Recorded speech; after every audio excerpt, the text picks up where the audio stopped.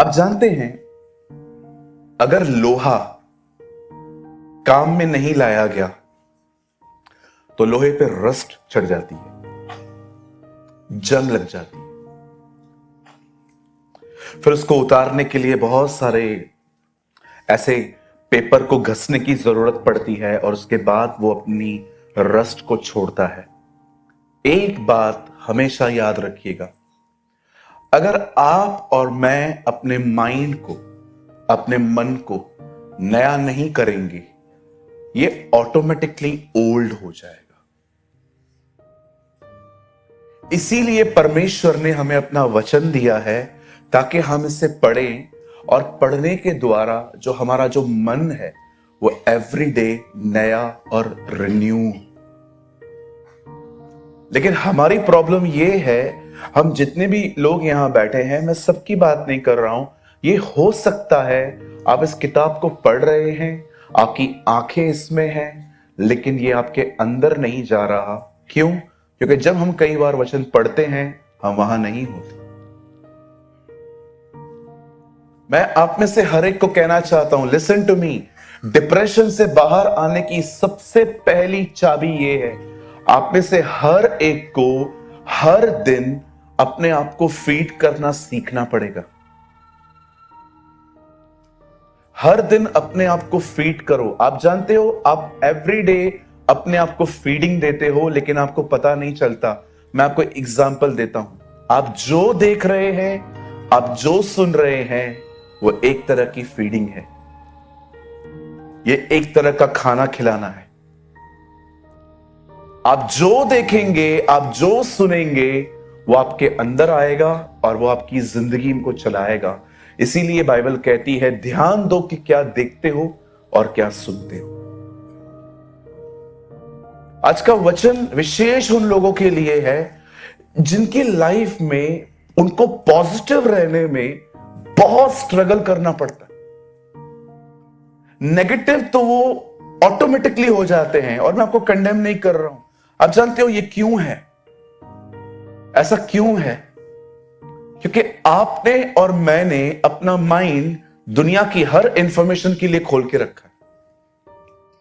That is the issue. Knowledge क्या होता है? Knowledge is information. ज्ञान क्या है? एक तरह की जानकारी है वो। मैं आपको एक एग्जांपल देता हूं, बड़े ध्यान से सुनिए। आप जानते हैं डर कैसे पैदा होता है? एंजाइटी कैसे आती है? पैनिक अटैक्स क्यों आते हैं? टेंशन रख रख के खांसी क्यों होती है? इस बात को याद रखिए, स्ट्रेस ऑर्गन को ढूंढता है। टेंशन आपके बदन के किसी हिस्से पे आके जम जाता है, इसीलिए वो हिस्सा डैमेज होना स्टार्ट हो जाता है। मैं जो कह रहा हूं, प्लीज इसको जोक में मत लेना। आप जानते हो, बहनों के मुकाबले में भाइयों को हार्ट अटैक ज्यादा आते, बहनों को इतने नहीं आते। क्या कारण है? क्योंकि सब निकाल देती है, लेकिन भाई लोग रख रख के बातें, इनकी आदत है रखने की, लेकिन आप कभी रखती ही नहीं। आपके पास बांटने के लिए इतना कुछ होता है और इतने लोग होते हैं आपके पास, लेकिन ये बंधे हुए रहते हैं अपने आप में, सोचते रहेंगे, फिर घर पे आएंगे, कहेंगे छाती में दर्द हो रहा है। होएगा ना अंकल? कैसे नहीं होएगा? क्योंकि आपने इतना कुछ रखा हुआ है। इसलिए मैं वो कहावत बार बार दोहराता हूं, दिल खोल देते तो यारों के साथ, तो आज नहीं खोलना पड़ता औजारों के साथ। जिस आदमी ने अपना दिल खुदा के सामने और सही लोगों के सामने खोला है, वो क्यों सर्जरी करवाएगा? अब याद रखो, आपकी कैपेसिटी है। इसीलिए मैंने काउंसलिंग सेशन स्टार्ट किए। आ जाओ, मुझे आके बताओ, मैं सुनता हूं आपको।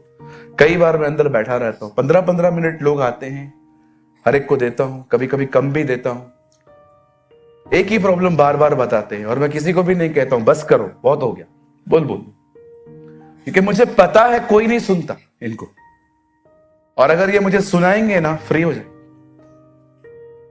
इसीलिए मैंने आपको, बिलीव करो, मैं उधर माइंडसेट रख के आता हूं, एडवाइस देना मत, सिर्फ सुनता रहे।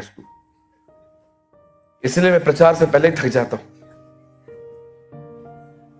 But it's okay, it's okay. याद रखिए, प्रेम सिर्फ गिफ्ट से नहीं दिया जाता। एक ट्रू लव होता है आप किसी की सुनो, किसी को सुनो। ये हो सकता है कि आपके घर में कोई डिप्रेस है, आप उसको देखते हो, पिटी फील करते हो, दया महसूस होती है। नहीं, कभी कभी बैठो उसके साथ, उससे पूछो, टेल मी व्हाट हैपेंड, क्या हुआ। नहीं खुलेगा जल्दी, उसके बाद थोड़ा आइडिया चेंज करके उससे बात करो, और ऑल गुड, थोड़ा बात करो, रखो मत अपने अंदर। आज मैं आपको बताना चाहता हूं कैसे डिप्रेशन जो है कैसे लोगों को पकड़ता है। आप बिलीव कीजिए, 2019 में कोविड-19 आया। इसका नाम 19 क्यों पड़ा? क्योंकि ये 19 में आया।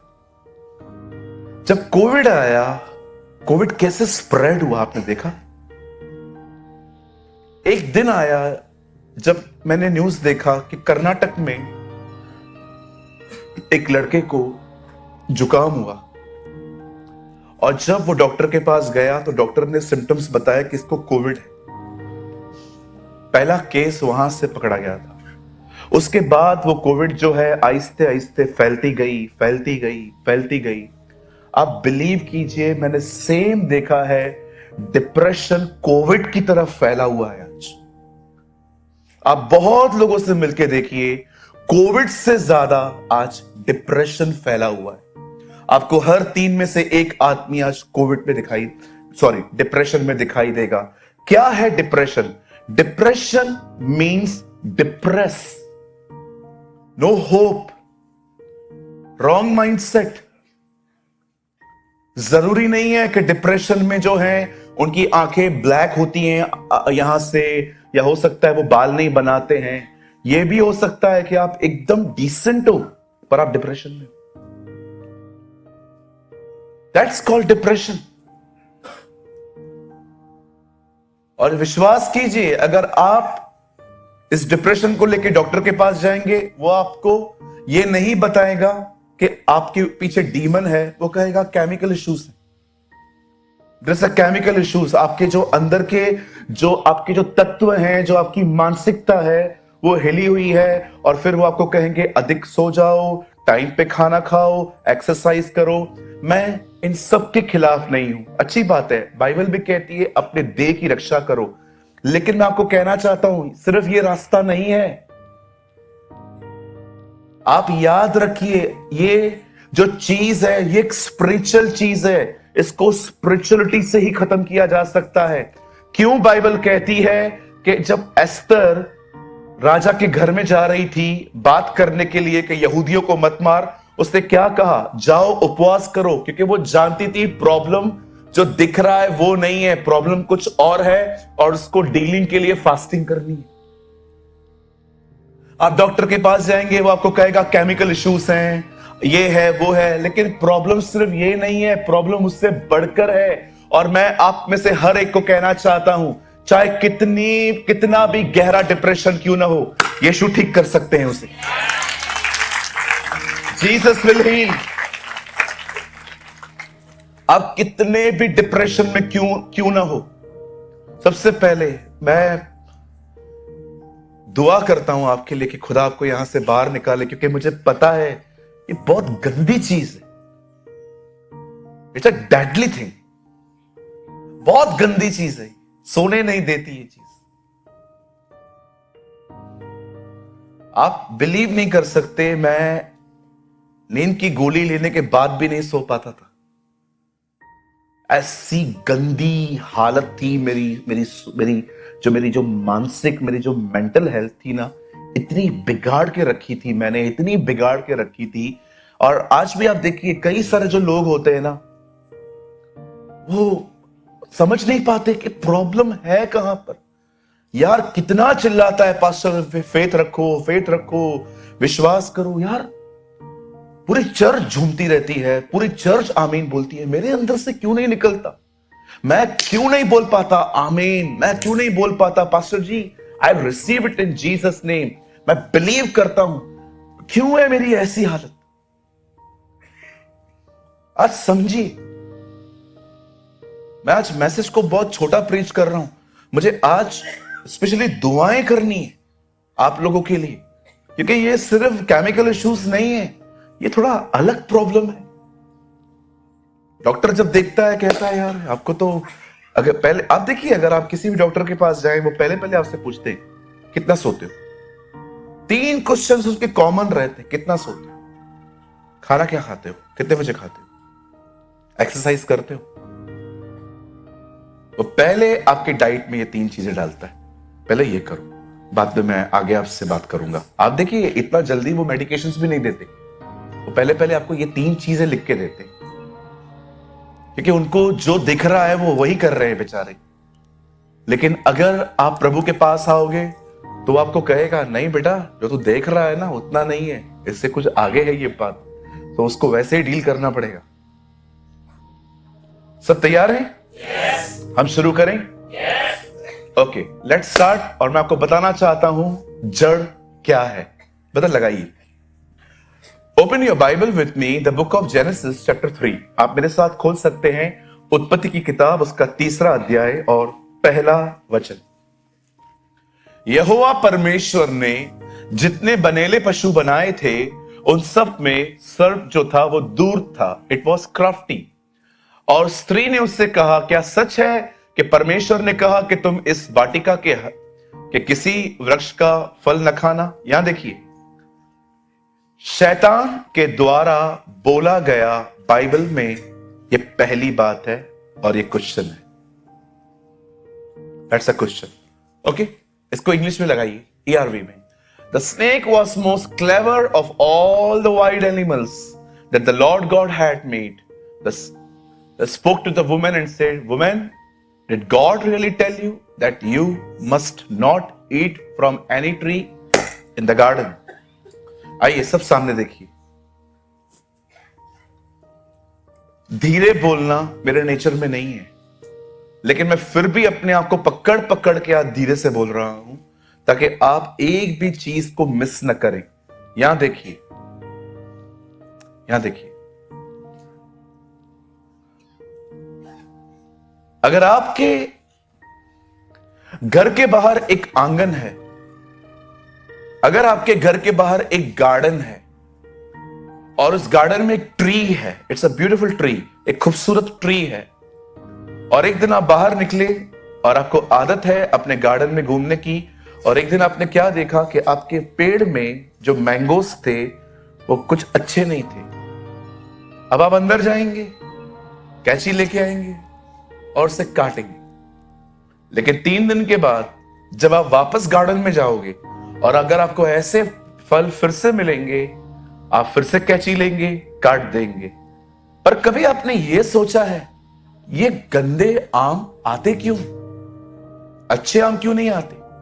तब आपको पता चलेगा आपको फ्रूट के साथ नहीं, आपको रूट के साथ डील करनी।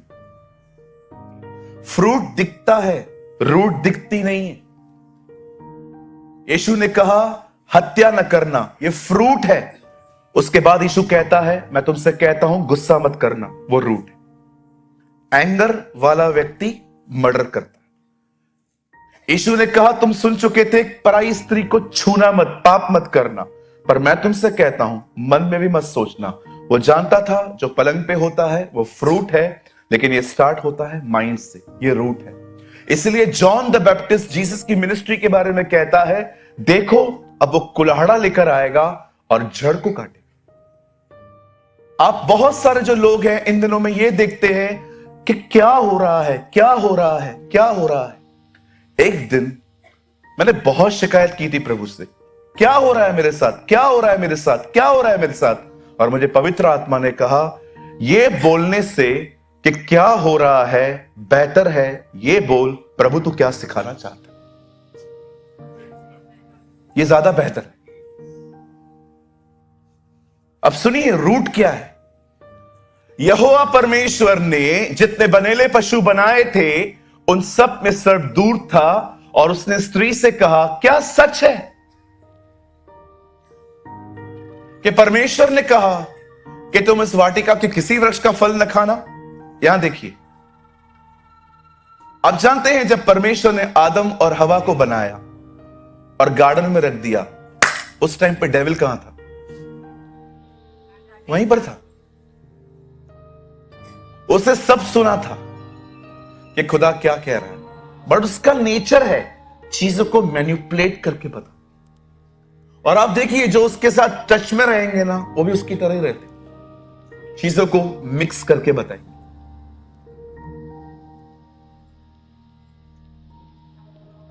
बाइबल कहती है परमेश्वर ने इंसान बनाया,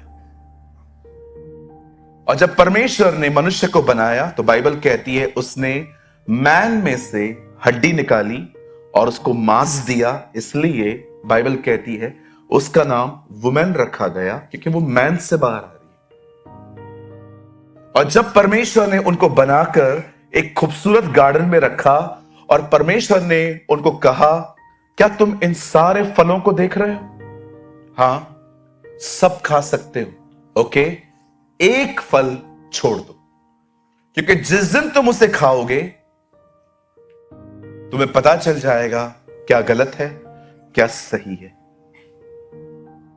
और आपने ये देखा, ये सब शैतान ने भी सुना और वो सेम क्वेश्चन लेके आया है, क्या ये सच है कि परमेश्वर ने कहा है कि आप कुछ नहीं खा सकते? तब बहन ने कहा, नहीं, ऐसा नहीं है, हम खा सकते हैं। Now listen to me very carefully.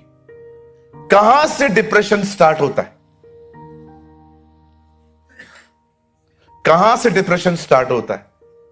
कहां से हम निराश, थके हुए, पैनिक अटैक्स, बैठ के चीजों को हर एंगल से सोचते रहना, अगर ये नहीं हुआ तो कैसे होगा?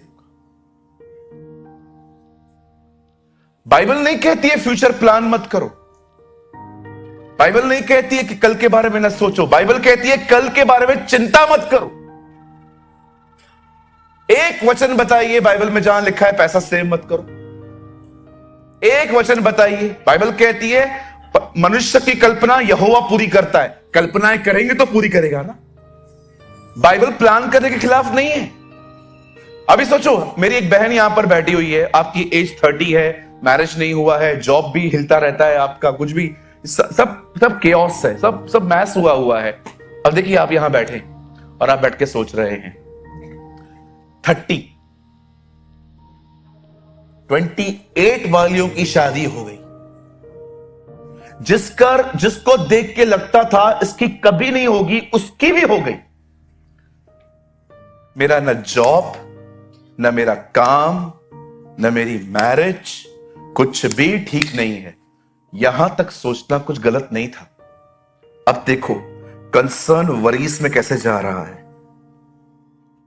अगर 31 में नहीं हुई उसके बाद तो मैं करूंगी भी नहीं। अब ये किधर जा रहे हो आप?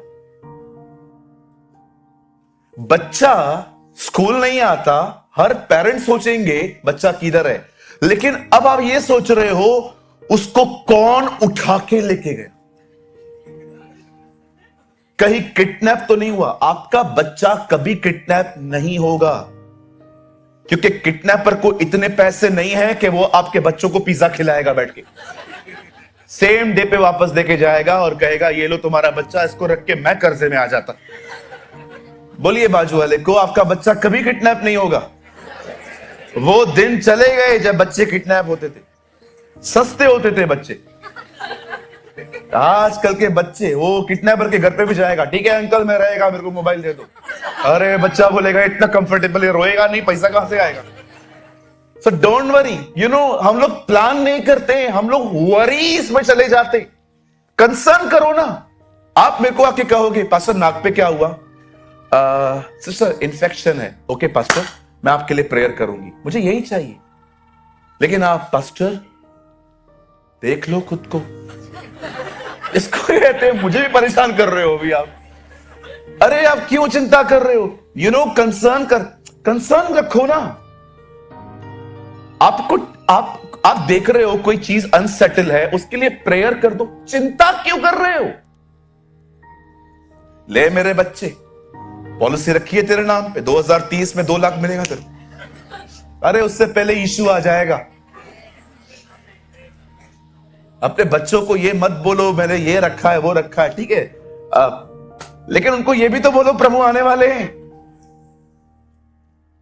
प्लानिंग के खिलाफ नहीं है खुदा। बाइबल कहती है सुस्त चींटी से सीख जो विंटर के लिए खाना इकट्ठा करती है। बाइबल प्लानिंग के खिलाफ नहीं है। बाइबल है आप सोच सोच के खुद को परेशान करते हो।